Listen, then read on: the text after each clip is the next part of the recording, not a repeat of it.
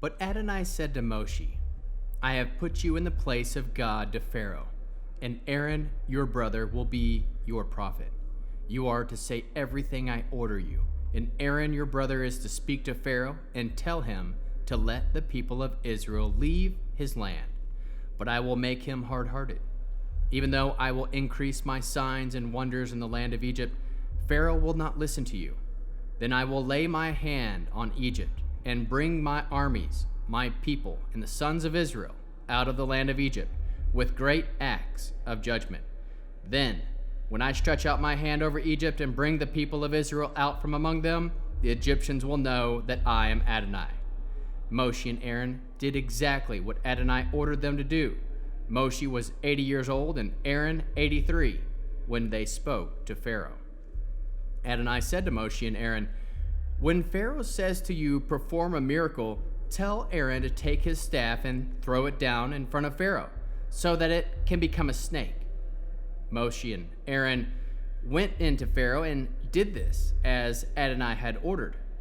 Aaron threw down his staff in front of Pharaoh and his servants, and it turned into a snake. But Pharaoh in turn called for the sages and sorcerers, and they too, the magicians of Egypt, did the same thing, making use of their secret arts. Each one threw his staff down, and they turned into snakes. But Aaron's staff swallowed up theirs. Nevertheless, Pharaoh was made hard-hearted, and he did not listen to them, as Adonai had said it would happen. Adonai said to Moshe, Pharaoh is stubborn. He refuses to let the people go. Go to Pharaoh in the morning when he goes out to the water. Stand on the riverbank to confront him. Take in your hand the staff which was turned into a snake, and say to him, Adonai, the God of the Hebrews, sent me to you to say, Let my people go, so that they can worship me in the desert. But until now you haven't listened. So Adonai said, This will let you know that I am Adonai. I will take the staff in my hand and strike the water in the river, and it will be turned into blood. The fish in the river will die, the river will stink, and the Egyptians won't want to drink water from the river. Adonai said to Moshe, Say to Aaron, Take your staff, reach out your hand over the waters of Egypt, over their rivers, canals, ponds, and all their reservoirs, so that they can turn into blood.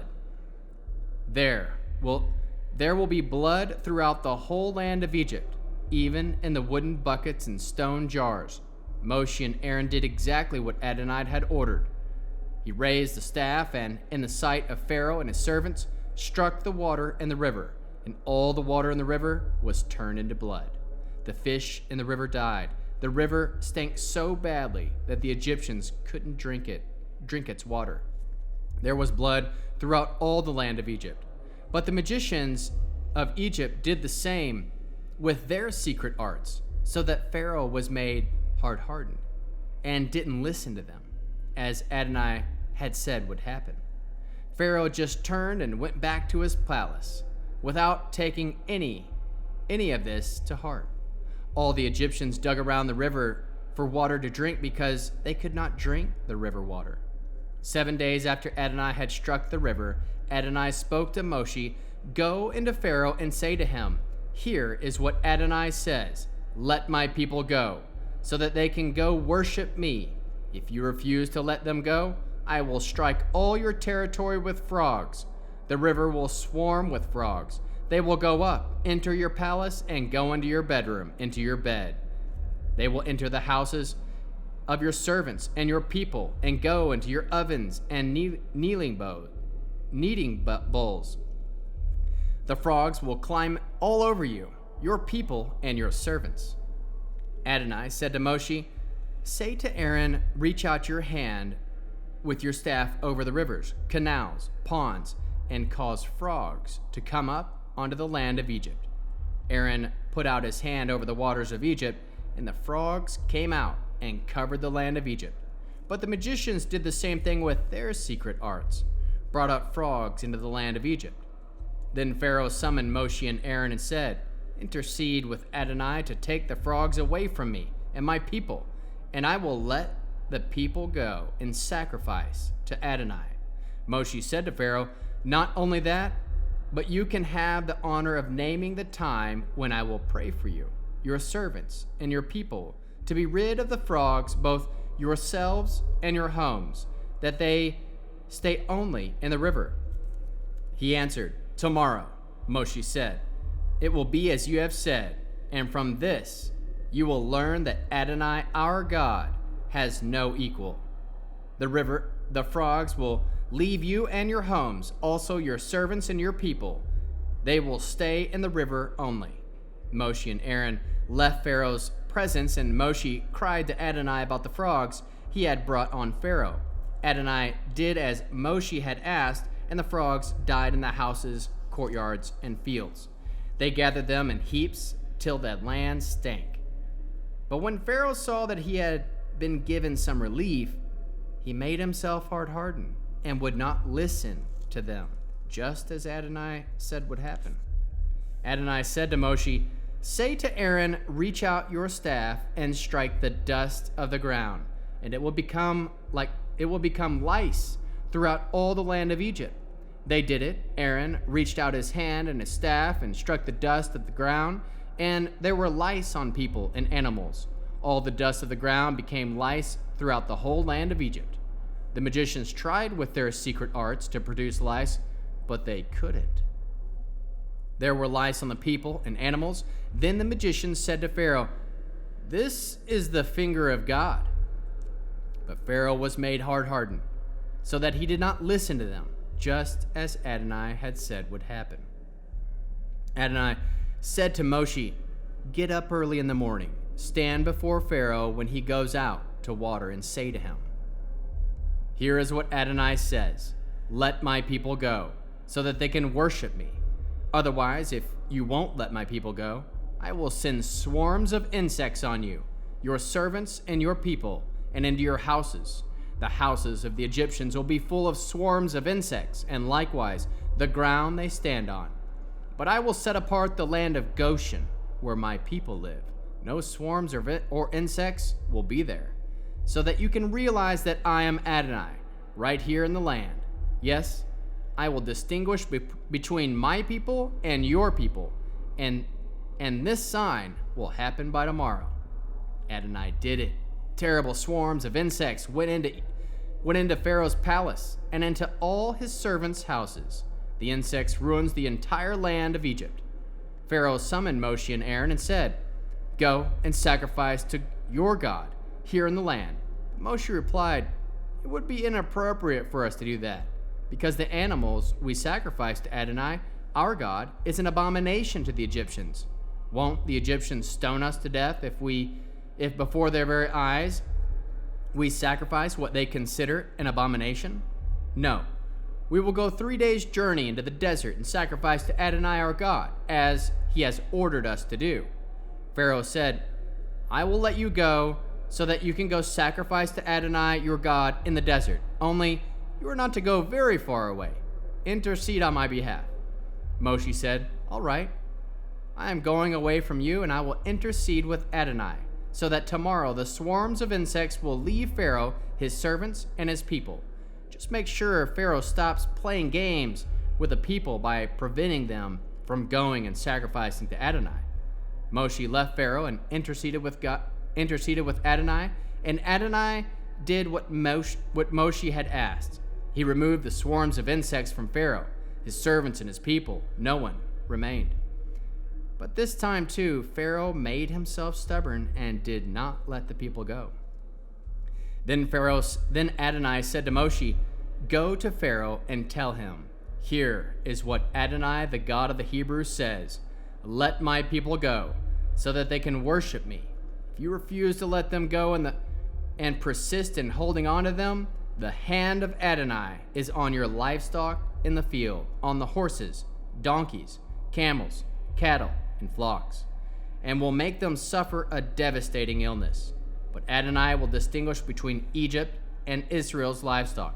Nothing belonging to the people of Israel will die. Adonai determined the exact time by saying, tomorrow Adonai will do this in the land. The following day, Adonai did it. The livestock of Egypt died. but not one animal belonging to the people of Israel died. Pharaoh investigated and found that not one of the animals of the people of Israel had died. Nevertheless, Pharaoh's heart remained stubborn, and he did not let the people go. Adonai said to Moshe and Aaron, "Take handfuls of ashes from a kiln, and let Moshe throw them into the air before Pharaoh's eyes. They will turn into fine dust over the land of Egypt and become infected sores on men and animals throughout Egypt." So they took ashes from a kiln, stood in front of Pharaoh, and threw them in the air. They became infected sores on men and animals. The magicians couldn't even stand in Moshe's presence because of the sores, which were on them as well as the other Egyptians. But Adonai made Pharaoh hard-hearted, so that he did not listen to them, just as Adonai had said to Moshe. Adonai said to Moshe, "Get up early in the morning, stand before Pharaoh, and say to him, 'Here is what Adonai says. Let my people go, so that they can worship me. For this time I will inflict my plagues on you, yourself, and your officials and your peoples, so that you will realize that I am without equal on all the earth. By now I could have stretched out my hand and struck you and your people with such severe plagues that you would have been wiped off the earth. But it is for this very reason that I will have kept you alive, to show you my power, so that my name may resound throughout the whole earth. Since you are still setting yourself up against my people and not letting them go, tomorrow, about this time, I will cause a hailstorm so heavy that Egypt has had nothing like it from the day it was founded until now. Therefore, send and hurry to bring indoors all your livestock and everything else you have in the field. For hail will fall on every human being and animal left in the field that hasn't been brought home, and they will die." Whoever among Pharaoh's servants feared what Adonai had said had his slaves and livestock escape into the houses. But those who had no regard for what Adonai had said left their slaves and livestock in the field.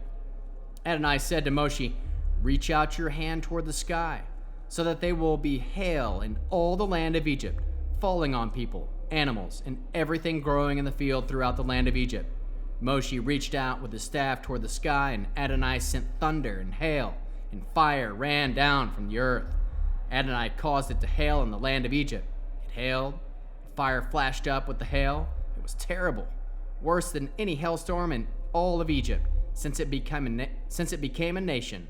Throughout all the land of Egypt, the hail struck everything in the field, people and animals, and the hail struck every plant growing in the field and broke every tree there. But in the land of Goshen, where the people of Israel were, there was no hail. Pharaoh summoned Moshe and Aaron and said to them, "This time I have sinned. Adonai is in the right. I and my people are in the wrong. Intercede with Adonai. We can't take any more of this terrible thunder and hail. I will let you go. You will stay no longer.